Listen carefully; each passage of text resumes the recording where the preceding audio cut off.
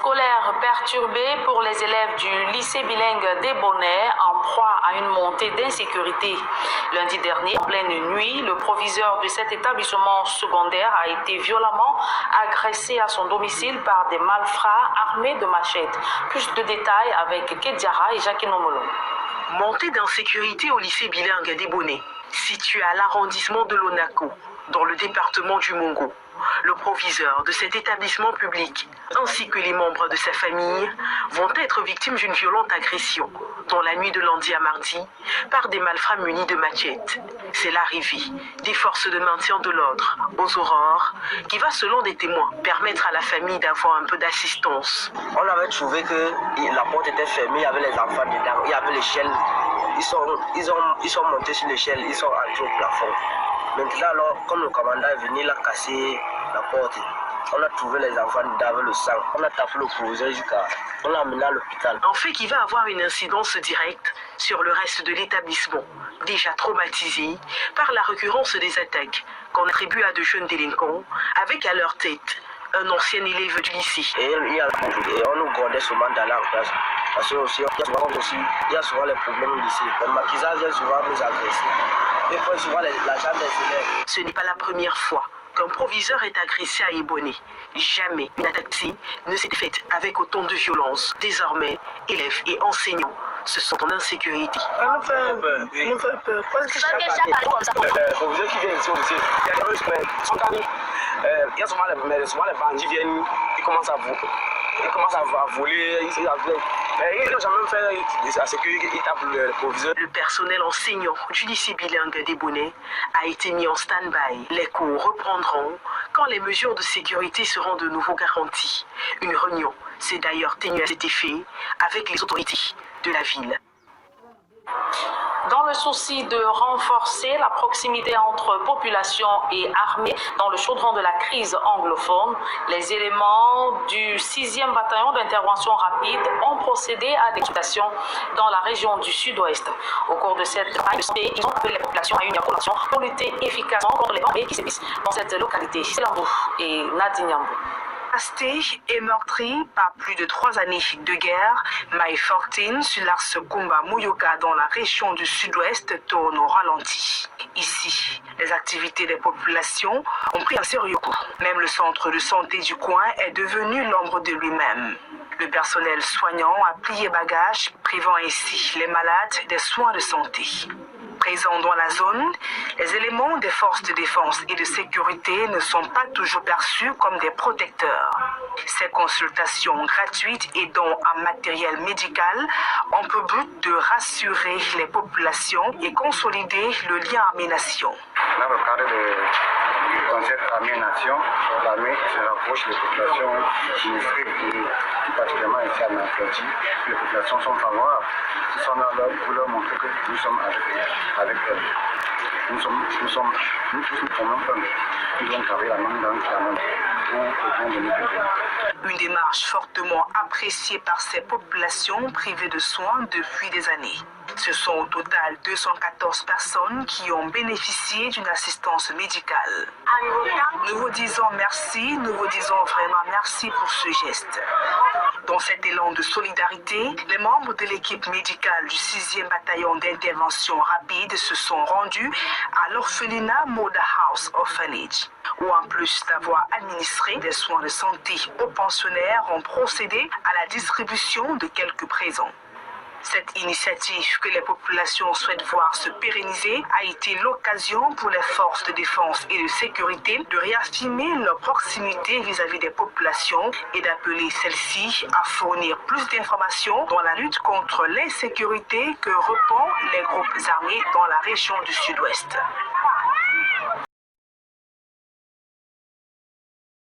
Chaque heure qui passe, nous avons des chômeurs qui rentrent au quartier. Que dire donc des conclusions contenues dans le document de stratégie pour la croissance et l'emploi qui précise que le taux de chômage au Cameroun est estimé à environ 10%, tandis que le taux de sous-emploi, lui, il est crié à 70%.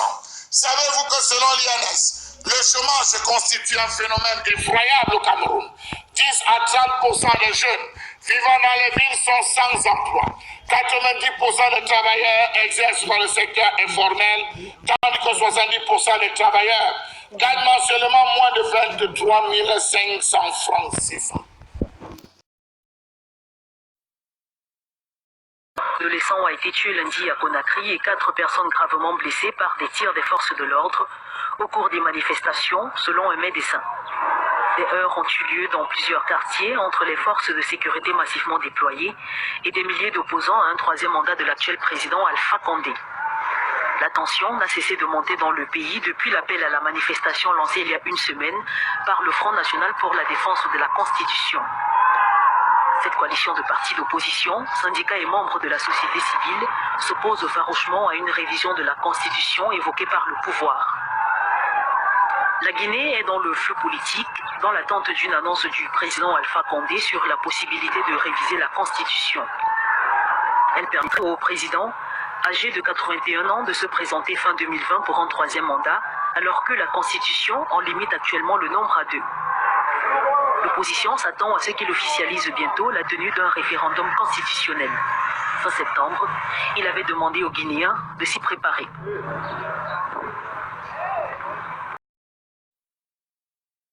Travaux de construction de l'immeuble qui devrait recevoir des institutions étatiques et gouvernementales, des missions diplomatiques et des banques entre autres étant en cours, son ouverture probable est prévue pour janvier 2020. C'est la plus haute tour d'Afrique, avec 385 mètres de hauteur. Elle est composée de 3 parties. La première partie est réservée à l'installation des bureaux, comme un espace ouvert. Les entreprises, les banques, les agences. La deuxième partie est un appartement qui se trouve au sommet. Et ce sont des appartements entièrement meublés.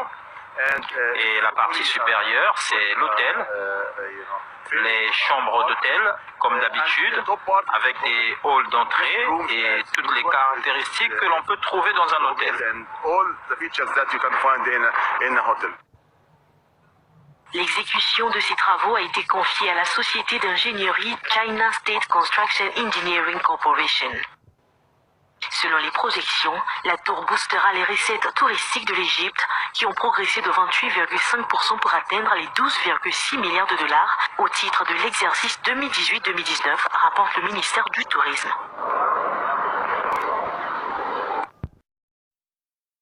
Le Nigeria, avec la fermeture de la frontière terrestre ordonnée par le gouvernement il y a 2 semaines, la frontière avec le Bénin, la fermeture dont beaucoup disent avoir exercé des conséquences inattendues sur les prix, la disponibilité de certains produits alimentaires au Nigeria. Les services de douane nigérians ont expliqué que cet exercice faisait partie des mesures visant à sécuriser ces frontières terrestres et maritimes contre des trafiquants. Eh bien, Jerry, officiellement, cette fermeture des frontières terrestres et maritimes a pour but de sécuriser davantage le Nigeria de la contrebande des marchandises, mais au sein de la CEDEAO, cette décision est vivement critiquée et aurait déjà des impacts sur ses voisins. En première position, le Bénin, dont l'économie dépend du géant nigérian. Notre correspondant au nord, Jerry, nous fait le point de la situation. En effet, nous avons Ibrahim Abdelaziz qui est en ligne. Comment allez-vous, Ibrahim? Ça va bien, Jerry. Salutations à vous. Ça va bien aussi. Merci. I see that you're trying out your French. Vous vous améliorez en français. That's good.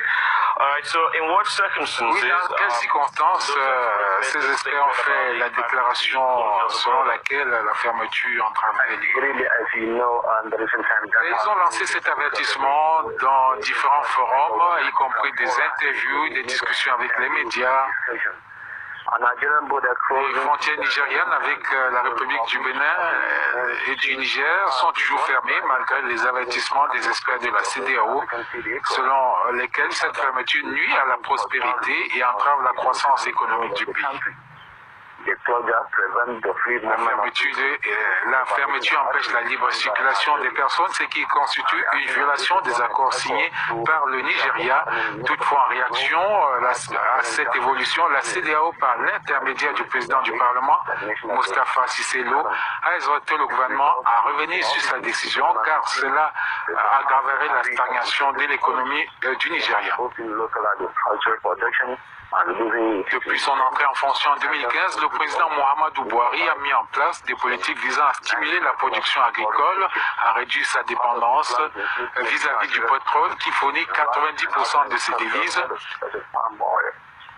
Une partie des plans consiste à rendre le Nigeria autosuffisant avec des produits comme l'huile de palme, etc.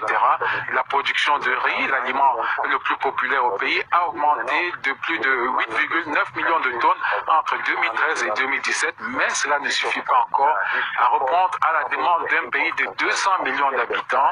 Ce déficit conjugué au contrôle à l'importation a maintenu le prix du riz à la hausse et conduit à une contrebande fulgurante, principalement le riz vient de Thaïlande. Eh bien, Ibrahim, dites-nous aujourd'hui quelle est la situation actuelle à ces frontières? Oui, officiellement, les frontières restent fermées, mais les passeurs trouvent d'autres moyens pour faire entrer leurs marchandises dans le pays, ce qui nuit à la production des revenus. Et sur certaines parties, eh bien, le gouvernement a déclaré que la fermeture donnerait des résultats et qu'il avait saisi des centaines de riz importés. Les assises de sécurité conjoints à la frontière, baptisées Ex-Swift Response, a été ordonné par le gouvernement et il vise à sécuriter les frontières terrestres et maritimes du Nigeria. Eh bien, cet exercice a débuté le 19 août et été mené conjointement par le personnel des douanes, de l'immigration, de la police et de l'armée, coordonné par un conseiller. Dit le gouvernement sur la situation actuelle. Le chef des douanes nigérianes, Ahmed Ali, a déclaré que les frontières du pays restaient fermées jusqu'à ce que le pays et ses voisins s'entendent sur le protocole existant de la CEDEAO sur la circulation. Il a déclaré qu'en fermant les frontières, le Nigeria avait pu bloquer complètement l'importation de produits de contrebande.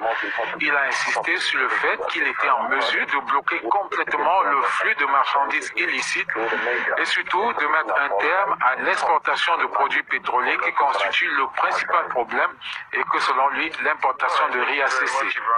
Merci beaucoup Ibrahim d'avoir parlé avec nous. On reviendra en détail sur les derniers développements. Merci une fois de plus.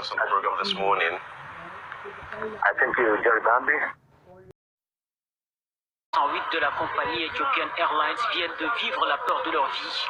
L'appareil dans lequel ils se trouvaient, un Boeing 767-300 qui devait assurer le trajet Dakar-Bamako-Addis Abeba, a frôlé le crash quelques minutes après son décollage ce mardi.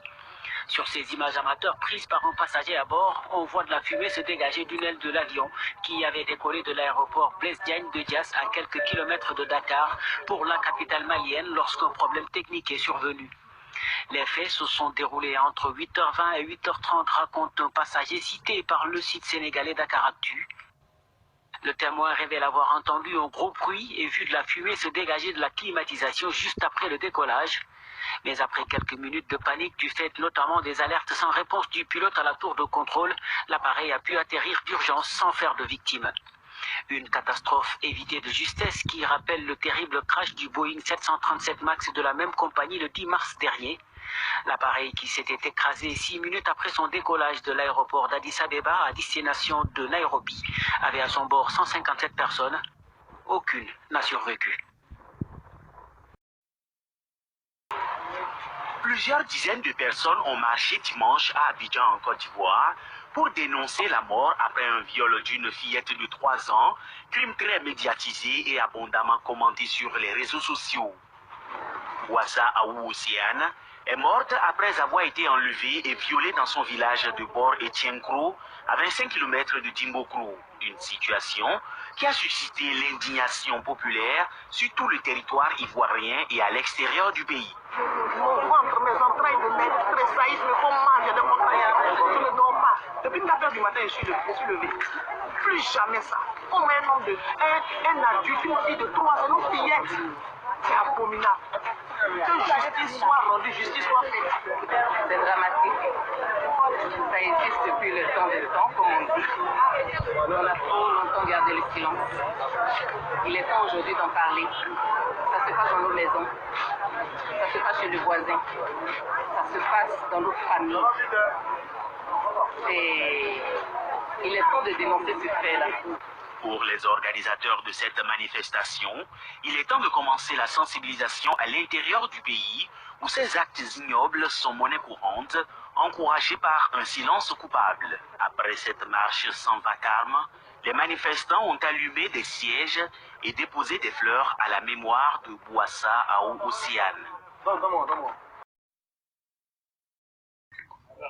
9 personnes, dont un policier et un militaire, ont été tuées dans 2 opérations distinctes menées par Boko Haram. Vendredi soir, les combattants présumés de la branche affiliée à l'État islamique ont attaqué des soldats nigérians et tchadiens dans la ville de Gajiram, à 80 km de Maïdougouri, la capitale de l'État de Borno. Bilan 8 morts. Une autre attaque menée par l'autre fraction contre un poste militaire dans la ville de Banki, à la frontière avec le Cameroun, s'est soldée par le décès d'un soldat. Par la grâce de Dieu, nous ne rentrerons pas chez nous. Après cet enterrement, nous irons au front pour en finir avec eux. En 10 ans, l'insurrection de Boko Haram a déjà fait près de 35 000 morts et contraint plus de 2 millions de personnes à abandonner leur domicile dans le nord-est du Nigeria et les pays voisins.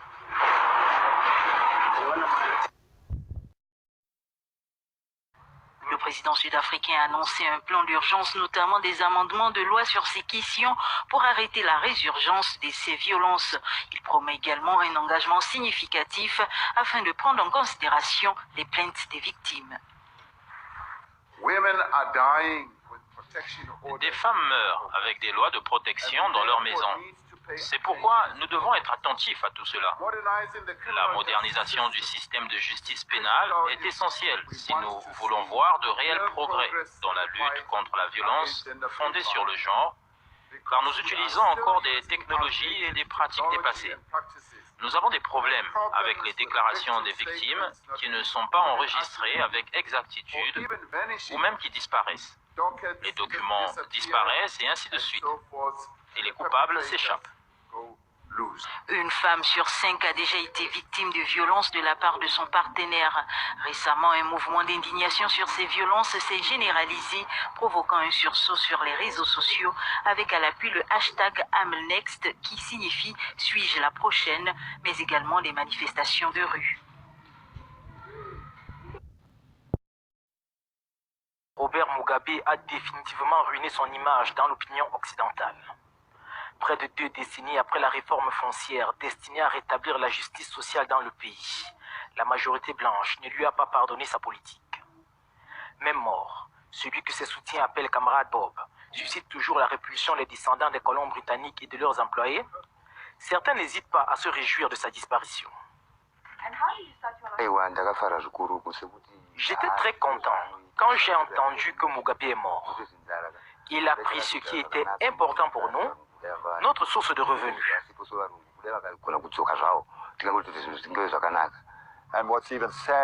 Et le plus triste, je pense, est que son héritage lui a survécu, même s'il est mort. Son héritage est l'héritage de l'injustice, de la violence, du contrôle du pouvoir, de la cupidité, pas pour les gens du pays.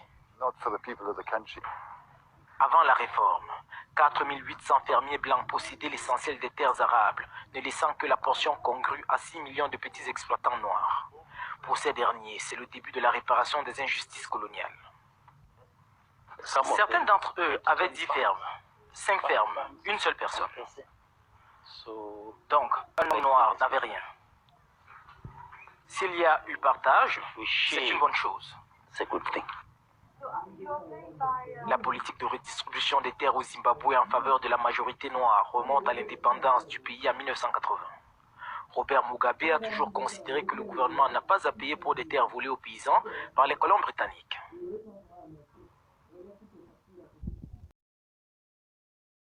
Stop aux violences sexuelles faites aux enfants.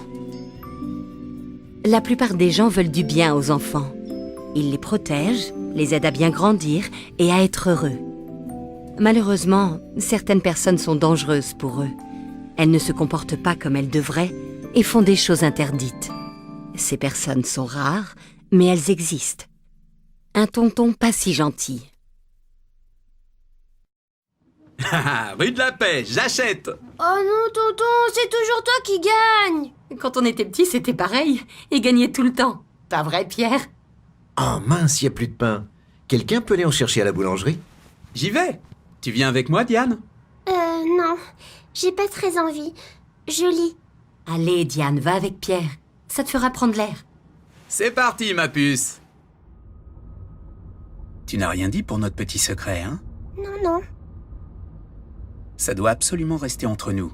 C'est notre secret à tous les deux. Oui. Je peux mettre ma main sous ta jupe comme l'autre fois? Ça va me réchauffer. Pourvu qu'on arrive vite à la boulangerie. D'ailleurs, si tu es bien sage et que tu acceptes mes petites caresses, je t'achèterai des bonbons. Oh non, ça va recommencer. Si tu te trouves dans la même situation que Diane. La plupart des grandes personnes qui te font des câlins le font par tendresse et affection, et cela te rend heureux. Tout le monde doit respecter ton corps. Si un membre de ta famille, même proche, même que tu aimes, veut toucher tes parties intimes, le zizi, la zézette, les fesses ou les seins, sache que c'est interdit. Ça s'appelle l'inceste et c'est grave. La seule façon d'en sortir est d'en parler. Il y a des bons et des mauvais secrets. Si quelqu'un te dit de garder secret quelque chose de bizarre qui s'est passé entre vous, alerte rouge. Il y a danger. Parle-en vite à un adulte. Il y a des secrets qui font mal. En parler, c'est se protéger. Une question, un doute ou besoin d'un conseil? N'hésite pas.